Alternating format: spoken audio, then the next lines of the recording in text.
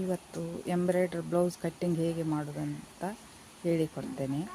ಇದು ನಾವು first time ನಾವು ಇದು ಕಟ್ ಮಾಡಿದ್ವಲ್ವ, ನಾರ್ಮಲ್ ಬ್ಲೌಸ್, ಲೈನಿಂಗ್ ಬ್ಲೌಸು, ಹಾಗೆಯೇ ಡೈಗ್ರಾಮ್ ಹಾಕಲಿಕ್ಕೆ ಇರ್ತದೆ ನೋಡಿ. ಈಗ ಹಾಕಿದ್ದೀನಿ, ಹಾಗೆಯೇ ಅದೇ ಮೆಥಡಲ್ಲಿ ಅದೇ ಡೈಗ್ರಾಮ್ ಹಾಕಿದ್ದೀನಿ.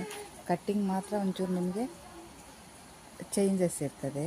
ಕಟ್ಟಿಂಗ್ ಚೇಂಜಸ್ ಅಂದರೆ ನಾವು ಇದರಲ್ಲಿ ಮಾರ್ಕ್ ಹಾಕಿದ್ದೀವಲ್ವ, ಎಂಬ್ರಾಯ್ಡ್ರಿ ಡಿಸೈನ್ ಉಂಟಲ್ಲ, ನಾವು ಈಗ ಚೂರು ಆಚೆ ಈಚೆ ಆದರೂ ನಾವು ಕಟ್ಟಿಂಗ್ ಮಾಡಿದ್ದು ವಿಡ್ತಿಗೆ ನೆಕ್ ಆಯಿತು ಮತ್ತು ಹಾರ್ಮೋಲ್ ಆಯಿತು, ಆಚೆ ಈಚೆ ಆದರೂ ಸಹ ನಮಗೆ ಸ್ಟಿಚ್ಚಿಂಗ್ ಮಾಡುವಾಗ ತುಂಬ ಕಷ್ಟ ಆಗ್ತದೆ. ಅದು ತುಂಬ ಪ್ರಾಬ್ಲಮ್ ಆಗ್ತದೆ. ಹೊಲಿಯುವಾಗ ಆಚೆ ಈಚೆ ಮಾಡಲಿಕ್ಕೆ ಆಗೋದಿಲ್ಲ. ಮತ್ತು ಎಂಬ್ರಾಯ್ಡ್ರಿ ಅಂದಮೇಲೆ ಕಾಸ್ಟ್ಲಿದು ಸಹ ಇರ್ತದಲ್ವ, ಅಡ್ಜಸ್ಟ್ಮೆಂಟ್ ಮಾಡಲಿಕ್ಕೆ ಕಷ್ಟ ಆಗ್ತದೆ. ಹಾಗಾಗಿ ಇದನ್ನು ಕಟ್ಟಿಂಗ್ ಹೇಳಿಕೊಡ್ತೇನೆ. ನೋಡಿ, ನಾನು ಎಂಬ್ರಾಯ್ಡ್ರಿ ಬ್ಲೌಸಿಗೆ ಮತ್ತು ನಾರ್ಮಲ್ ಲೈನಿಂಗ್ ಬ್ಲೌಸಿಗೆ ಕಟ್ಟಿಂಗ್ ಚೇಂಜ್ ಉಂಟಂತ ಹೇಳಿದ್ನಲ್ವ, ಈಗ ಹಾಕಿದೆ ನೋಡಿ ಮಾರ್ಕು.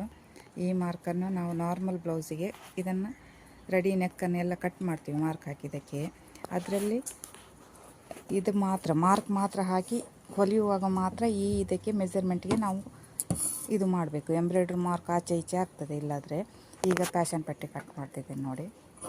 ಪ್ಯಾಶನ್ ಪಟ್ಟಿ ಮಾತ್ರ ಒಂದು ಕಟ್ ಮಾಡಿ ತೆಗಿತೆ, ಮತ್ತು ರೇಗಲ್ಲು ತೆಗಿಬೋದು. ನೆಕ್ ಮಾತ್ರ ನಾವು ಹೊಲಿಯುವಾಗ ಕಟ್ಟಿಂಗ್ ಮಾಡಿಕೊಂಡ್ರೆ ನಮಗೆ ಎಂಬ್ರಾಯ್ಡ್ರಿ ನಾವೇ ಮಾಡಿದ್ರಿಂದ ಕರೆಕ್ಟ್ ಮೆಜರ್ಮೆಂಟಿಗೆ ಹಾಕಿರ್ತೇವೆ. ಅದೇ ಮೆಜರ್ಮೆಂಟಿಗೆ ನಾವು ಇದನ್ನು ಹೊಲಿದಾದ್ಮೇಲೆ ಕಟ್ ಮಾಡಿ ತೆಗೆದ್ರೆ ಆಯಿತು ಲೈನಿಂಗ್ ಪೀಸನ್ನು, ಅಷ್ಟೇ. ಎಂಬ್ರಾಯ್ಡ್ರಿ ಡಿಸೈನ್ ಇದು ನಾವೇ ಮಾಡಿದ್ದು.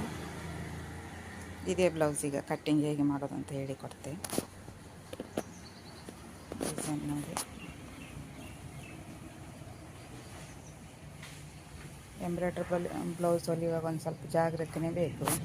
ಯಾಕಂದರೆ ಡಿಸೈನ್ ಇರ್ತದಲ್ವ, ಹಾಗಾಗಿ ಒಂಚೂರು ನಾವು ಡೀಪೆಲ್ಲ ಜಾಸ್ತಿ ಕಟ್ ಮಾಡಿಕೊಂಡ್ರೆ ಲೈನಿಂಗಲ್ಲಿ ಅಡ್ಜಸ್ಟ್ ಮಾಡೋದು ಭಾರಿ ಕಷ್ಟ ಆಗ್ತದೆ. ಅದಕ್ಕಿಂತ ನಾವು ಲೈನಿಂಗ್ ಉಂಟಲ್ವ, ಮಾರ್ಕ್ ಹಾಕಿ ಹಾಗೆ ಕಟ್ ಮಾಡಬಾರ್ದು, ಅಷ್ಟೇ ಇದಕ್ಕೆ ಮಾರ್ಕ್ ಹಾಕಿರಬೇಕು. ಇದು ಎಂಬ್ರಾಯ್ಡ್ರಿ ಮಾರ್ಕ್ ಮಾಡುವಾಗ ಕರೆಕ್ಟ್ ಅವರು ಮೆಜರ್ಮೆಂಟಿಗೆ ಮಾರ್ಕ್ ಮಾಡಿ ಇಟ್ಟಿರ್ತೀವಿ. ಆಗ ನೀವು ಇದರಲ್ಲಿ ಕಟ್ಟಿಂಗ್ ಮಾಡ್ಕೋಬೋದು. ಈ ಇದಕ್ಕೆ ನೆಕ್ಕಿ ಸೇಪಿಗೆ ಉಂಟಲ್ವ, ಇದರಲ್ಲಿ ಕಟ್ಟಿಂಗ್ ಮಾಡ್ಬೋದು. ಹೊಲಿಯುವಾಗ ಇದನ್ನು ಅಟ್ಯಾಚ್ ಮಾಡಿ ನಾವು ಕಟ್ಟಿಂಗ್ ಮಾಡ್ಕೊಂಡು ಹೋದರೆ ಆಯಿತು. ನಮಗೆ ಆಚೆ ಈಚೆ ಸ್ವಲ್ಪ ಕೂಡ ಒಂದು ಲೈನ್ ಸಹ ಆಚೆ ಈಚೆ ಆಗೋದಿಲ್ಲ.